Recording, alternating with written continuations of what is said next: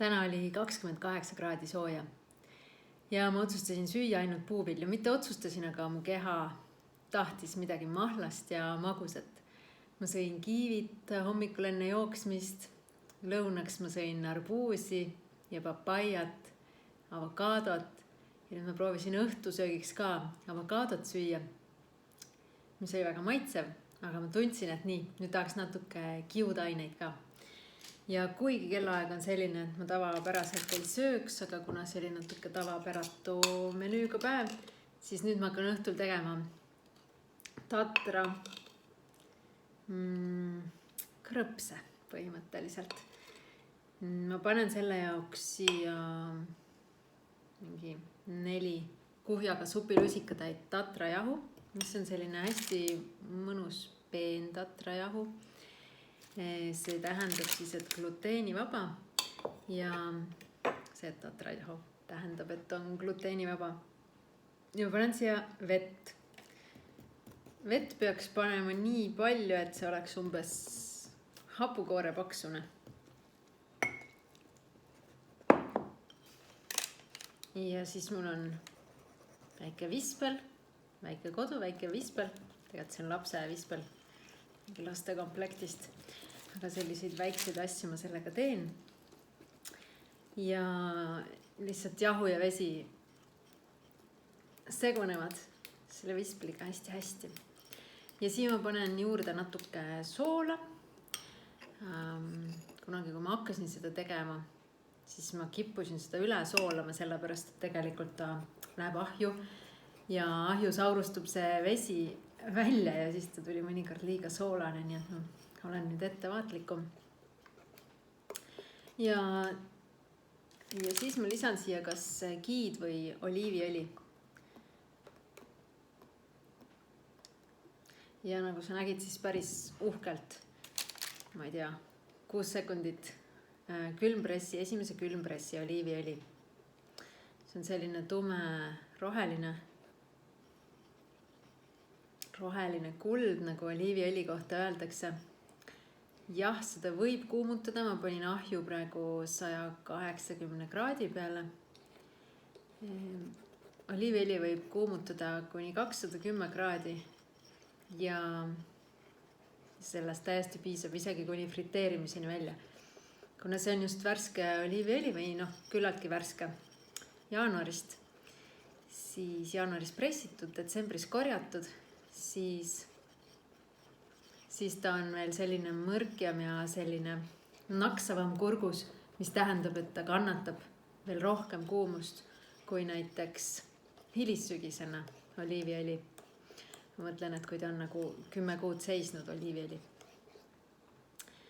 Ja siis tulebki selline mõnus hapukoorjas mass, ma maitsen ka just soolasust.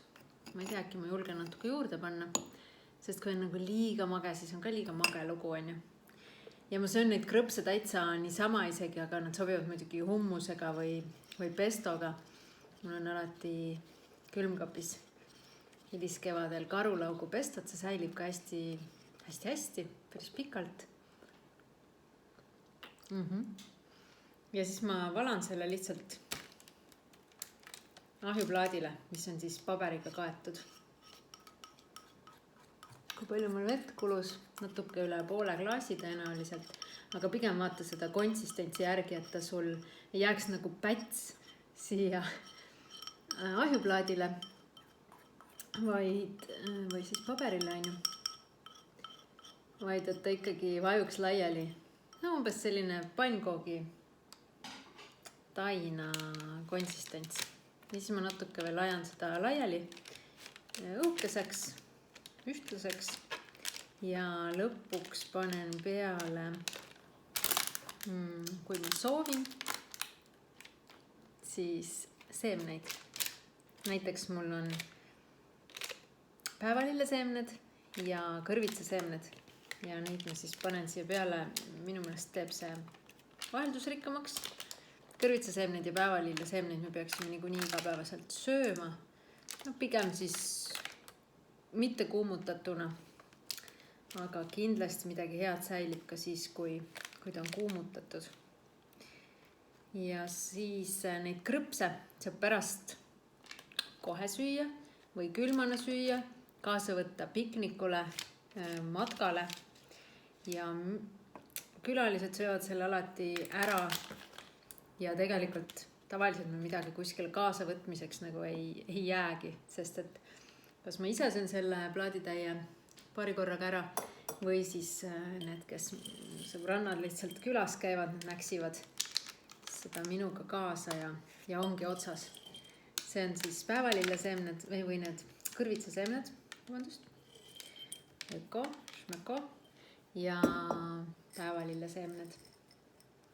Ja siis läheb ahju kusagil 15 minutiks, 180 kraadi, 175 ja selle pöördõhuga. Ja siis kui 15 minutit möödas, siis jälgi, et ta ei tohi tegelikult nagu selliseks kõrbema minna või selliseks nagu tumedamaks pruuniks minna. Selline. Ja läheb siis ahju. Loodan, et sulle maitseb ka. Mina olen Merit Raju, kirjutan raamatuid, armastan kvaliteetset elu, selles mõttes, et hästi teadlikku elu, head toitu, mis on meie kehale hea, rakkudele hea ja liikumist, selliseid harjumusi, mis toetavad meie pikaajalisi eesmärke. Sellist täiel rinnal elu armastan ja jagan. Ja kui sa tahad teada, millised on minu üli lihtsad hommikuharjutused, mida ma teen voodis ärkamise ja tõusmise vahepeal, siis need sa saad siit alt endale tellida tasuta. Aitäh ja kõike head. Loodan, et saan sind inspireerida.